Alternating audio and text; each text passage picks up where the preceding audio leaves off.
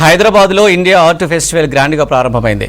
గుడి మల్కాపూర్లోని కోహినూర్ కింగ్ ప్యాలెస్లో ఈ ఎక్స్క్లూసివ్ బిగ్గెస్ట్ ఆర్ట్ షోను ప్రారంభించారు మంత్రి జూపల్లి కృష్ణారావు. దాదాపు 3,500 పెయింటింగ్స్, స్కల్ప్చర్స్, ఆర్ట్ వర్క్స్ను ప్రదర్శనలో ఉంచారు. స్టాల్స్లో ఏర్పాటు చేసిన కలర్ఫుల్ పెయింటింగ్స్ను పరిశీలించారు మంత్రి జూపల్లి.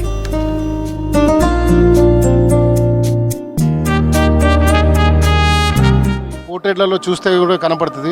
బయట ఉన్న కలర్ కానీ లోపల ఉన్న కలర్ కానీ ఎంతంటే ఒక వ్యక్తి నుంచి ఇంటరాక్ట్ అయిన తర్వాత మనకు అర్థమవుతుంది వాళ్ళు ఎట్లాంటి స్వభావం ఉన్న వాళ్ళు అనేది.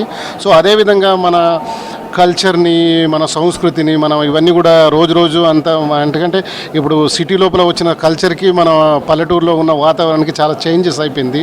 సో మన ఎక్కడ ఉన్నాము, ఏ మూలకు ఉన్నా కానీ కూడా మన మూలాలు మర్చిపోకుండా ఉండడం కోసం మన కల్చర్ మీద దాని మీద వర్క్ చేసిన పోర్ట్రేట్లు కూడా ఇక్కడ ఉన్నాయి. సో అదేవిధంగా మన జీవిత లక్ష్యం ఏదైతే ఉందో లక్ష్యం చేరుకోవడానికి మనం ఏదైతే మనం అనుకుంటామో, మనసు లోపల ఏదైతే అనుకుంటామో దానికి ఎన్ని కష్టాలు వచ్చినా, ఎన్ని ఒడిదుడుకులు వచ్చినా కానీ కూడా పట్టు విడవకుండా మనం వర్క్ చేయాలన్న ఉద్దేశంతో కొన్ని వాటిపైన పోర్ట్రేట్లపైన చేప ఇది కానీ మనకు బురద అంటినా కానీ కూడా బురద అంటకుండా కమలం పువ్వు అయితే ఎలాగ ఉంటుందో మనకి ఈ ప్రాబ్లమ్స్ ఇవన్నీ ఉన్నా కానీ కూడా వాటిని ఛేదించేసి మనము ప్యూరిటీగా స్వచ్ఛంగా ఉండాలనే కాన్సెప్ట్తో చేసిన వర్కులు కానీ.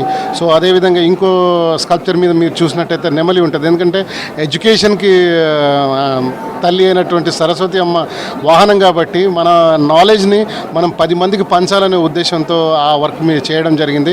ఇలా ఒక నెలలో మనం అనుకున్న విషయాలు ఏవైతే ఉన్నాయో ఒక్కొక్క హెడ్ పైన ఆ విషయాలన్నీ నేను కేంద్రీకృతం చేసి చూపించడానికి ట్రై చేశాను. చాలా మంచి రెస్పాన్స్ కూడా ఉంది హైదరాబాద్లో. సో మీరందరూ వీక్షించి ఎంజాయ్ చేయాలని కోరుతున్నాను.